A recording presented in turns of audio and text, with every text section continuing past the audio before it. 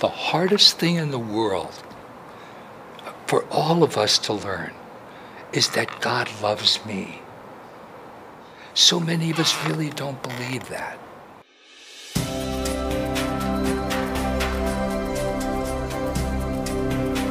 I met Padre Pio in 1959. At that time, he wasn't very popular. In fact, he was very much rejected and very much in disrepute. And I was there with this other priest, and all of a sudden, Padre Pio appeared. And he was very confrontative, and he looked very angry. And he said, "Are you a curiosity seeker?" And he did look quite angry. And I said, "No, Padre Pio, I'm not a curiosity seeker. I know you have the wounds of Jesus, but I'm Jesus too." And we had the most wonderful discussion. I can't tell you just what I owe to him, all during my whole priesthood of these almost 62 years now. He said, "Anytime you have a problem in confession, ask your guardian angel to come to me, and I will assist you. I will come." As he celebrated the Eucharist, and it was for hours, his celebration of Mass was for about 3 hours, as he was holding up the host, the blood was pouring down his hands. But you actually could see that he could see Jesus. But what was it that made Padre Pio different?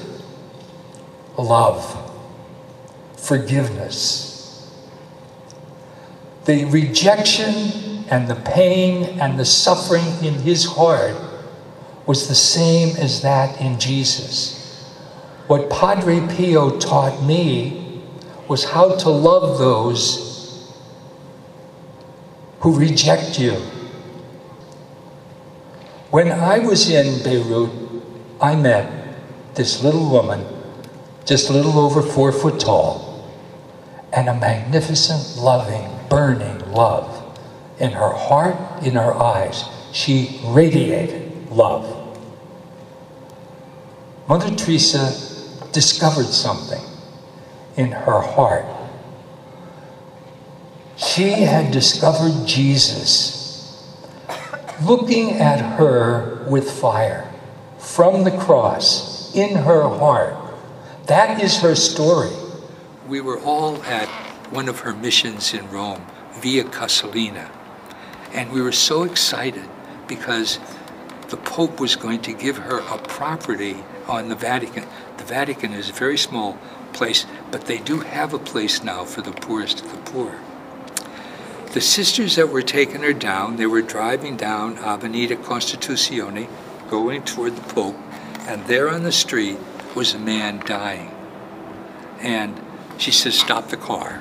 They got out, they went over, and there was Mother Teresa with this man dying in the street. And indeed, he was dying. The sisters were telling me. She was rubbing his head, touching his face, and she was with him. She stayed a half hour, 45 minutes. Finally, one of the sisters said, "Mother, you're going to miss your appointment with the Holy Father." And she said, "Tell the Holy Father that I'm with Jesus. You go take my appointment. I'll make another one with him." In everyone she saw Jesus. And that's who you are. And that's who she saw in her heart. And that's what she reinforced in me of who I am to God.